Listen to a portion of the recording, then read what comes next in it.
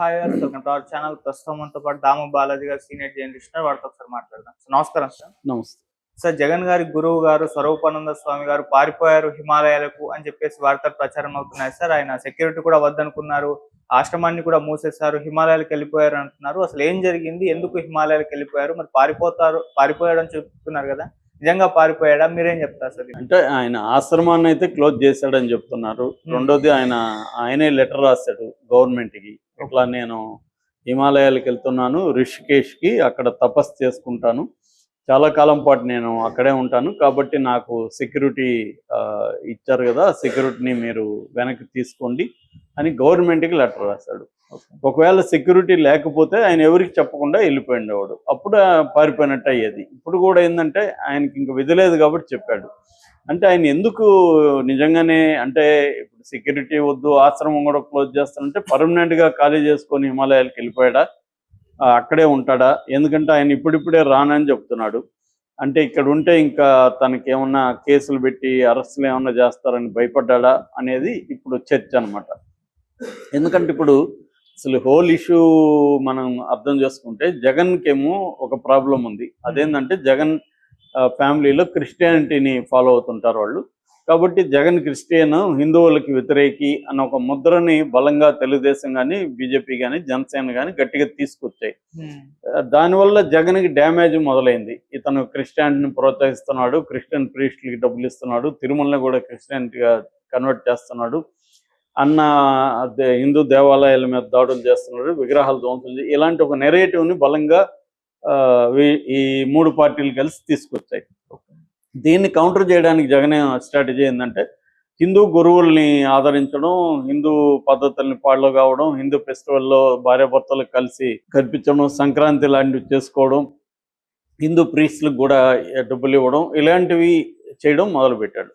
అందులో భాగంగా ఈ విశాఖలో ఉండే శారదా పీఠం అయింది, దాని స్వరూపానందేంద్ర స్వామి సరస్వతి.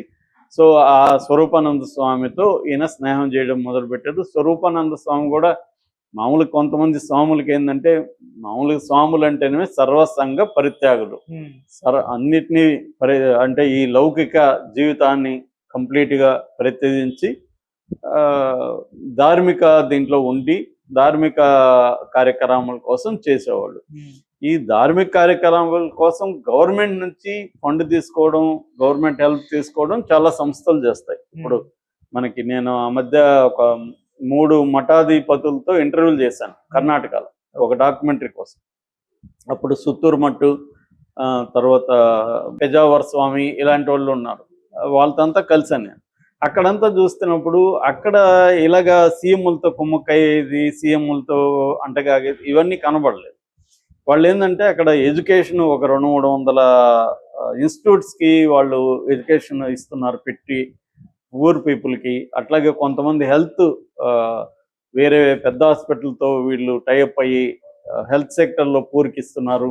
అంటే ఎడ్యుకేషన్ అండ్ హెల్త్ ఈ 2 రంగాల్లో ప్రధానంగా ఇస్తున్నారు. అక్కడ ఆ మట్లో నేను పోయిన చోటంతా కూడా భోజనాలు కూడా చేశాను. చాలా హైజీనిక్గా, చాలా హైటెక్గా, శుభ్రంగా ఉంది. సో అట్లాంటి ఒక సామాజిక కార్యక్రమాలు అక్కడ చేస్తున్నారు. వాళ్ళకి ఫండ్స్ గవర్నమెంట్ ఇస్తుంది, అవన్నీ జరుగుతాయి.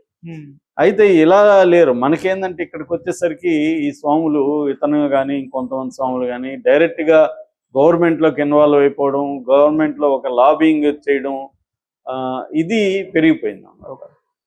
ఇది మనకు కనబడుతుంది. సో ఈయన కూడా ఏం చేశాడు, జగన్ని ఆదరించడం, ఇటు కేసీఆర్ ఇక్కడ ఈ ఇద్దరు సీఎంలతో ఉండడం, వీళ్ళకి సంబంధించి యజ్ఞయాగాదులు చేయడం.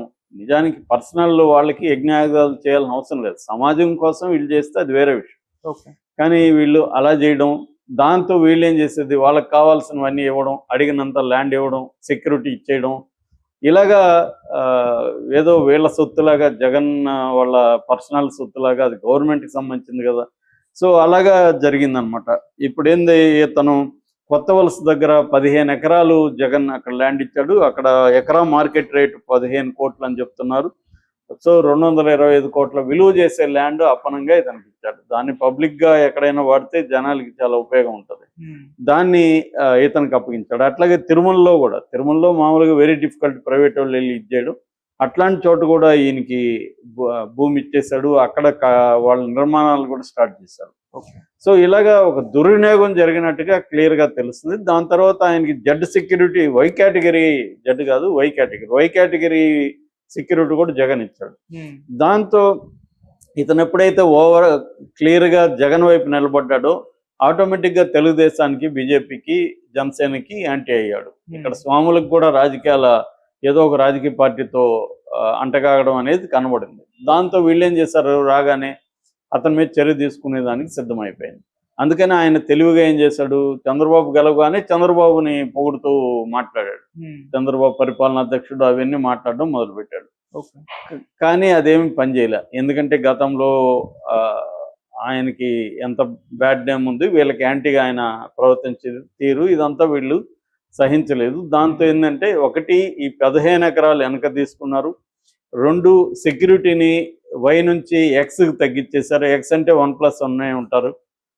మూడవది తిరుమలలో ఉన్న దీనికంతా కూడా దాన్ని మళ్ళీ లాక్కోవడానికి, ఆ బిల్డింగ్ని ఆపడానికి ఒక ఎక్స్పర్ట్ కమిటీ కూడా చంద్రబాబు ప్రభుత్వం వేసింది. అది ఎందుకంటే వీళ్ళు లీగల్గా వెళ్ళాలి, రేపొద్దున అతను ఏమైనా కోర్టుకు వెళ్తే ఎలాగా అనే దగ్గర జాగ్రత్తగా వెళ్తుంది చంద్రబాబు ప్రభుత్వం తిరుమలలో కూడా. అలాగా అన్ని వైపుల నుంచి ఈయనకి ఇబ్బంది మొదలైంది. రెండోది, అక్కడ ఆశ్రమంలో అనేక అక్రమాలు జరిగాయని దాని మీద కూడా ఎంక్వైరీ చేయాలన్న డిమాండ్స్ కూడా వస్తున్నాయి. సో ఇది కానీ జరిగితే రేపొద్దున ఆయనకి తిరుమలలో ఉండదో, లేకపోతే ఇక్కడో జగన్తో కలిసి ఈయన కూడా అక్రమంలో ఉన్నాడు అని కానీ కేసు పెడితే రేపు ఆయన జైలుకి పోయే అవకాశం ఉంది. స్వామ్య గీమ అనేది ఇక్కడ చట్టానికి స్వాములైనా ఎవరైనా లోబడి ఉండాలి. So law of the land అంటారు. లా ఆఫ్ ద ల్యాండ్లో నువ్వు ల్యాండ్లో నివసించే ప్రతి ఒక్కరికి వర్తిస్తుంది. నేను స్వామి సార్ నాకు కుదరదంటే ఉండదు. మనం చాలా మంది స్వాములు ఏమయ్యారు మనం చూసాం. నిత్యానంద లాంటి స్వాములు విదేశాలు వెళ్ళి పారిపోయారు. కాబట్టి ఈయనకు కూడా ఆ భయం అయితే ఉంది. ఎందుకంటే డేరా బాబా వీళ్ళందరూ జైల్లో ఉన్నారు. అటు రాగా రేపొద్దున ఏమన్నా చంద్రబాబు కక్ష కట్టుకొని జగన్కి రేపు ఎక్కడి నుంచి కూడా హిందూ స్వాములను సపోర్ట్ లేకుండా చేయాలంటే, ఇతనికి ఒక గుణపాఠం చెప్పాలని చంద్రబాబు ప్రభుత్వం అనుకుంటే ఇతను జైలుకి పోక తప్పదు. అందుకని ఎందుకన్నా మంచిది మనం అన్నీ వదిలేసి ఇక్కడ నుంచి ఖాళీ చేసి వెళ్ళిపోతే, ఆ హిమాలయాలు ఎక్కడో రిషికేష్ ఇట్లా వెళ్ళిపోయి ప్రశాంతంగా అక్కడ ఉండొచ్చు. ఎందుకు